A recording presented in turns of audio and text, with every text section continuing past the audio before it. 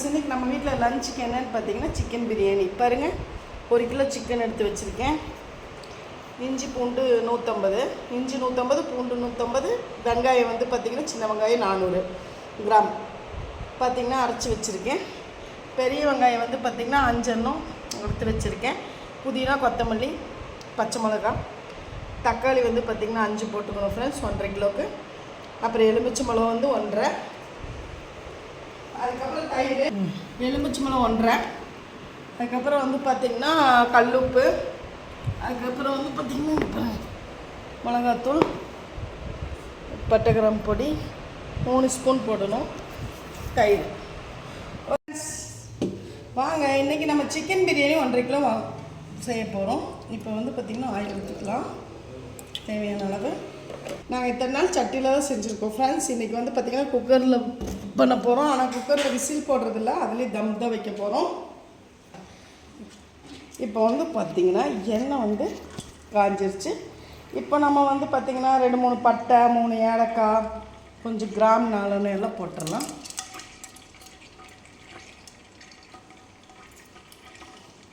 அஞ்சு பெரிய வெங்காயம் கட் பண்ணினது ஆட் பண்ணிக்கலாம்.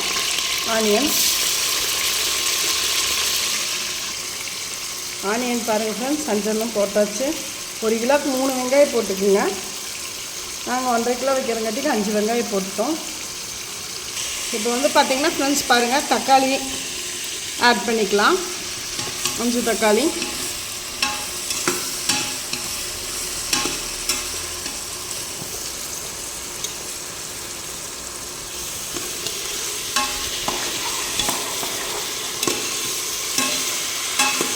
கொஞ்சம் கல்லுப்பு ஆட் பண்ணிக்கலாம் ஃப்ரெண்ட்ஸ், சீக்கிரமாக வெங்காயம் வணங்குறதுக்கு.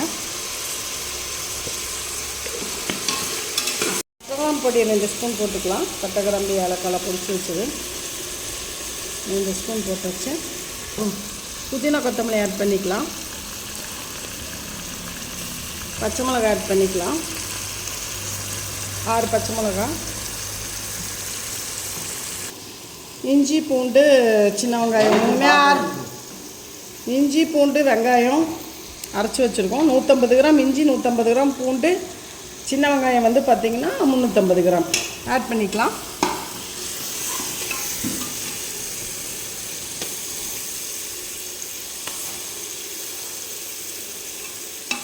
நல்லா வெங்காயம் தக்காளி எல்லாம் வந்து பார்த்திங்கன்னா நல்லா வணங்கணும்.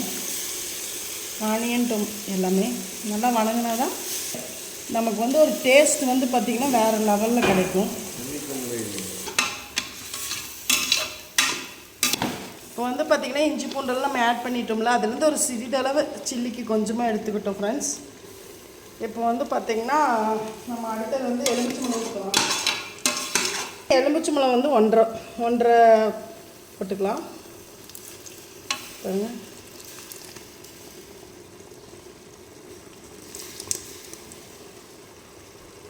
மிளகாத்தூள் வந்து பார்த்திங்கன்னா 2 ஸ்பூன் போட்டுக்கலாம். உங்களுக்கு எவ்வளோ தேவையோ அவ்வளோ போட்டுக்குங்க ஃப்ரெண்ட்ஸ். நாங்கள் வந்து கொஞ்சம் காரம் கம்மியாக தான் சாப்பிடுவோம் கரெக்டான லெவலில். அதனால் நான் வந்து 2 ஸ்பூன் மிளகாத்தூள் போட்டுக்கிறேன். நெய் ஊற்ற போகிறோம், கொஞ்சம் கீ ஊற்றிக்கலாம். 100 கிராம் கிருஷ்ணா நெய் தான் ஆட் பண்ணியிருக்கோம்.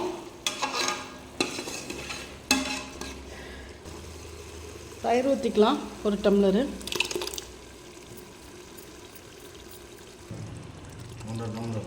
1.5 டம்ளர் தயிர். ஃபஸ்ட்டு 1 டம்ளர் ஊற்றினேன், இப்போ ஒரு 1/2 டம்ளர் தயிர் வணங்கிருச்சு. இதில் வந்து நம்ம அடுத்தது சிக்கன் ஆட் பண்ணிக்கலாம்.